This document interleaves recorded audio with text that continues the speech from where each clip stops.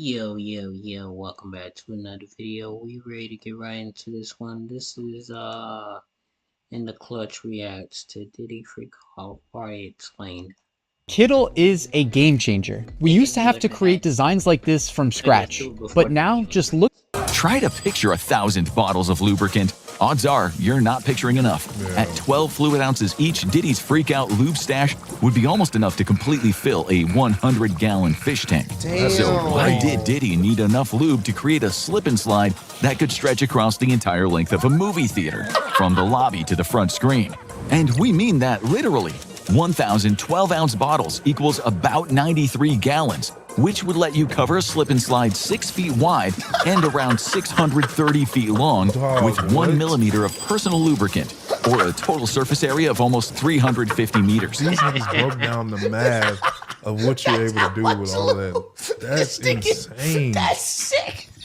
What's going on, Clutch? What up? It's your boy Duck. Boy Ross. We're in the Clutch. Hey. back to you, ladies and gentlemen, another video today. You feel me? All right, we're going to check out Go ahead, Ross. Let them know. Diddy Freak Off Party Explained. They got to explain this, bro. This is still going on, ladies and gentlemen. I thought, well, I know it ain't over because it's just current, but Oh, it man. looked like they created a cartoon explanation of what happened at some of these parties. So we're going to check it out right now. Make sure y'all run up those likes, subscribe.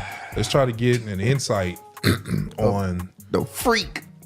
that was going on. Congratulations! You've been invited to a party hosted by none other than famous rap mogul Puff Daddy. Oh, is this like a damn job? You know, you first get a job and they make you go do the little. Oh, yeah. Well, it's e-learning. infographics. They always do these type of style videos. We've checked them out on stream as well. Okay. Yeah, it's infographics. It's going to be an extravagant But I gala see what you're and talking about. definitely going to skyrocket your social media following.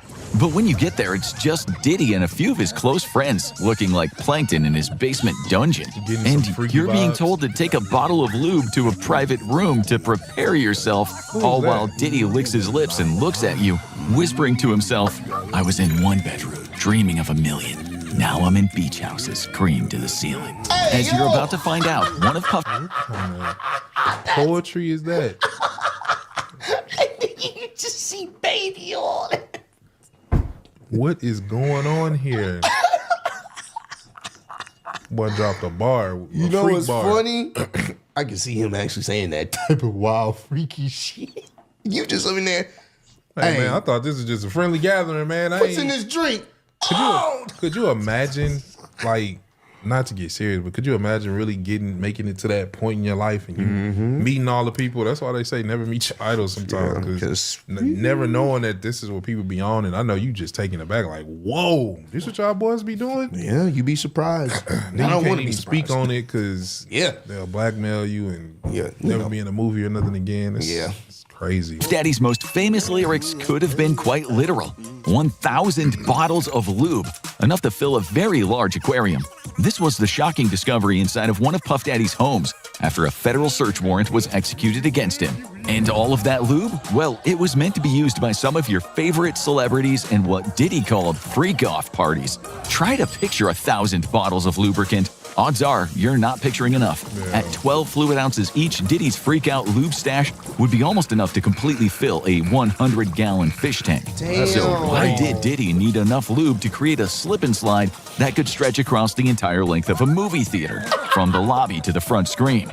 And we mean that literally.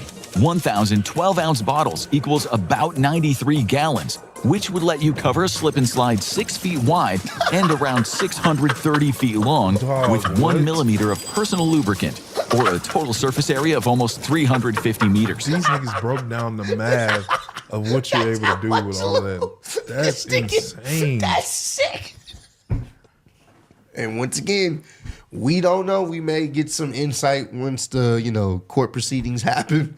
But I don't know if we want to know the gruesome detail. I don't want to know, bro. Sometimes too much information ain't good. God. This is too much. At When Diddy's did they movie tell theater, them? you could slide in the front Diddy's door on a movie cushion theater. of sex lube, whiz by the concession stand for your popcorn and Yes, we soda, did the and math. then slide into your front row seats right by the big screen.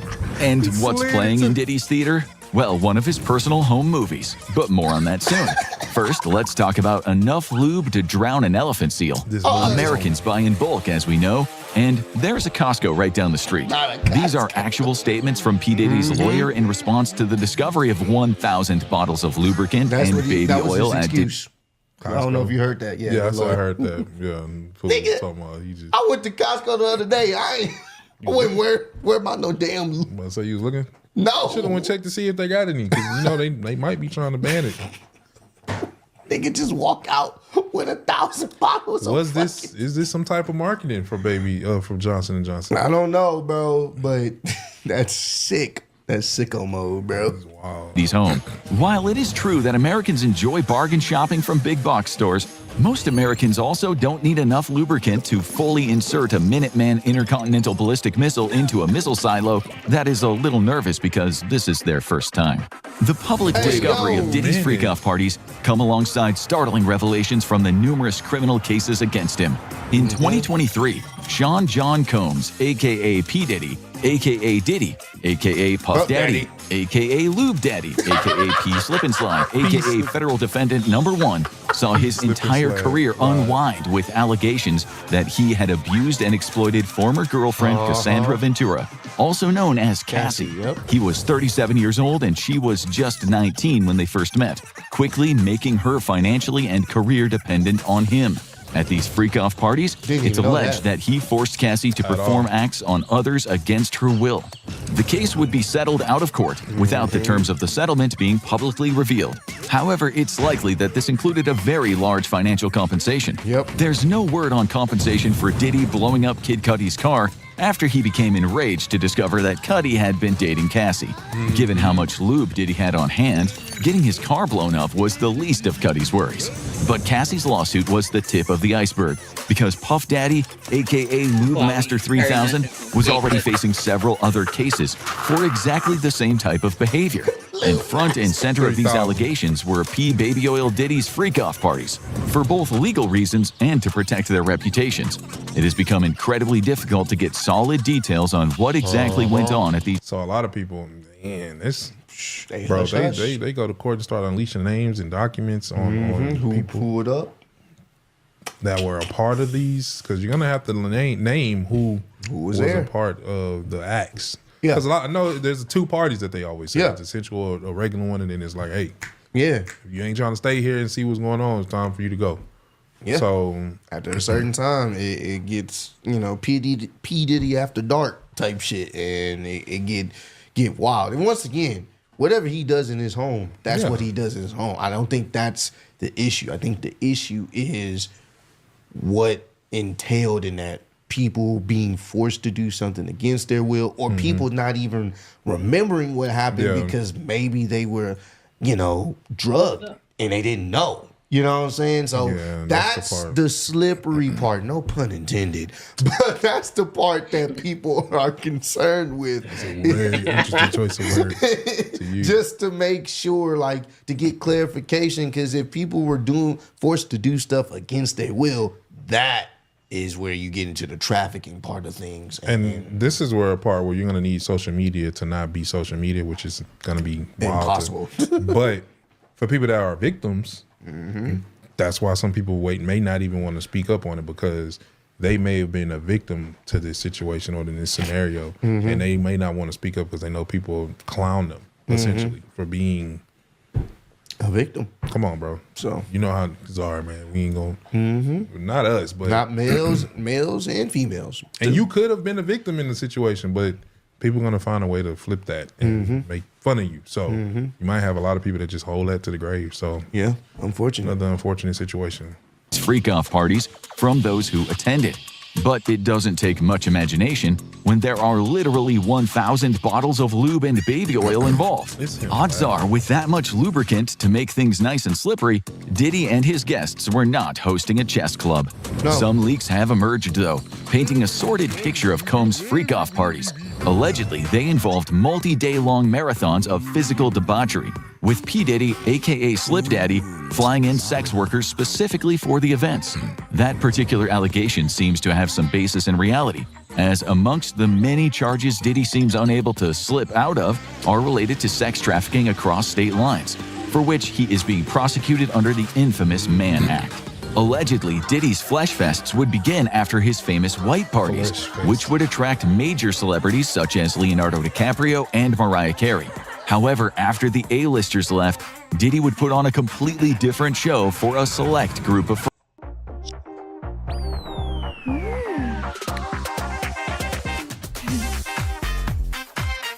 I think everybody was at the Diddy party. They came up. I think there was a list of people leaked on. Gamefly is the best way to try new games. Rent it, love it, buy it at a discount. Friends. Michael Kaplan of the New York Post, who broke details on freak-offs, reported that Diddy would lure in women whom he was personally managing or had met at various adult clubs, along with sex workers. Using either drugs, money, or power over their career, Diddy forced the women to participate. Afterwards, to ensure their silence, he would use video footage taken at the events as blackmail leverage or simply threaten to ruin their career. But freak-offs had other surprises of their own. According to a well-placed drug dealer who was invited to one of these events, male rappers would engage in acts with each other as well, including some very high-profile and well-known talent whose names have not come to the spotlight yet. However, for any fan of the... Say yet. I'm willing to bet, bro. Now, you'd be surprised.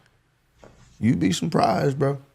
Who was engaging in certain things that you would never think. But once again, you don't know these people personally. Yeah. You don't know what goes on behind closed doors. You're not supposed to, essentially. But it wasn't meant for that until so you never know. The dark will always see itself to the light. So yeah, man, it's crazy. Crazy how things play out. Boondocks, this type of behavior has long been an open secret amongst the hip-hop community. Heavy security would ensure complete privacy, and only people personally invited by Combs were allowed to enter. Threats of violence, drug addiction, and blackmail were all used to ensure complete secrecy, as well as a healthy amount of payouts for at least some individuals, such as Cassie. Even if guests wanted to leave, the sheer amount of personal lubricant flooding the party space would have made that difficult. There's also been no publicly released footage or any photos from any of these freak-off parties, though low-effort media has been using old clips or photos from legitimate white parties that Diddy hosted in their place as clickbait. Allegations that celebrities like Kevin Hart, Leonardo DiCaprio, or Beyonce attended these parties are unproven and rely entirely on photos and videos of them at known white parties. Combs is, at the time of writing, behind bars at the Metropolitan Detention Center after being labeled a flight risk.